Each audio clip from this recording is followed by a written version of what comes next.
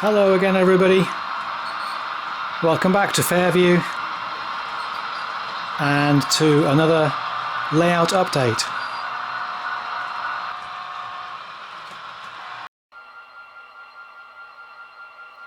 Anyone who's watched my channel over the last couple of years will know that late May into June is a busy time for me at work at my university, where we're now in the thick of exams. So it's going to be just a very brief update for now to give you an idea of where I'm going in these next few weeks. But unusually, I guess, because the focus for a good few months now has been upstairs on my shelf layout on the Aspen Grove industrial lead, unusually this update I want to start here in the main layout room, because my focus is going to be this area here. I've decided that to help with the transition, the element of make-believe, moving on and off, here are various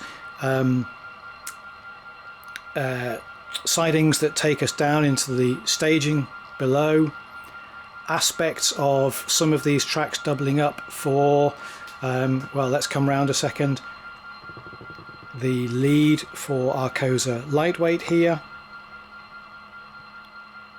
but also doubling up then as the lead over to the industrial estate.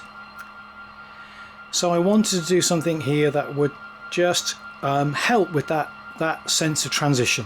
I think that's the word I've been looking for. So I'm going to put a road overpass there, and the first thing to do, which is going to now take me a couple of days I think, is just build a bit of a mock-up out of artboard to see how it's going to look. Right, so here we are back in the layout room, and it's actually a couple of days later, but as you can see I've put together a very quick mock-up of how the main slope rising up to the bridge and then the bridge structure itself might look. Clearly when a finished model is in place I'd have to sort of have an earth embankment type arrangement, and if I just step round to the other side of the camera a moment, you can see here with one of my intermodal flats that there's plenty of clearance, in fact possibly even a tiny bit too much, so I'll fine-tune that a little bit, but I think as sort of proof of concept it is what I needed just to see, to be sure that this is the right way to go. I quite like how it then provides the visual block across to here, this area in front of the door into the layout room, which is a lift out section. It's always going to have to be bare like that, I think. I suppose I could do some very basic scenery as well, but this kind of stops the eye from straying over to that area. I mean, arguably I could even put just some hardboard there to make sort of the backdrop wrap round or something, I guess. This is going to be my project for the next couple of weeks, to create a slightly more permanent substructure, put in the appropriate H-beams running underneath the deck of the bridge, obviously then a proper road surface and barriers and so on and so forth.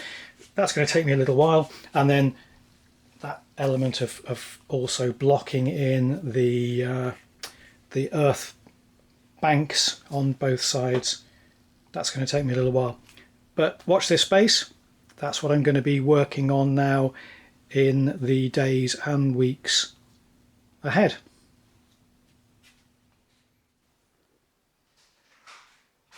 Okay, and that's just about it for this layout update.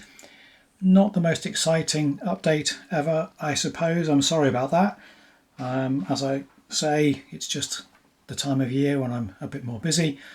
But I will just show you these new scenic items I've picked up recently, just to begin to flesh out the Univar Chemicals scene. I got these international bulk liquid containers from a chap off eBay. I'll put the details on the screen. And you know, the usual thing, I have no affiliation with this gentleman, but he was advertising these as 00 scenic items. They're 3D printed, and I felt they were, you know, a bit too technical for me to try and 3D print. I'm not getting on all that well with 3D printing at the moment, I must admit.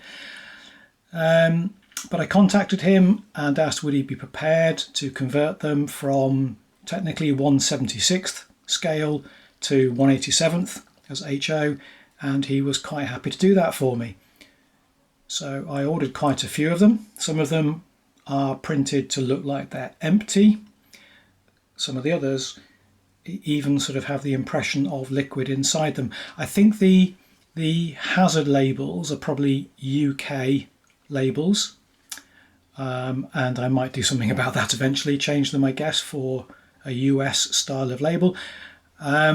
And I want to put some more details into this scene yet, probably have them on a slightly raised platform and things, which is what I've seen in the chemical plant from which I took my inspiration here.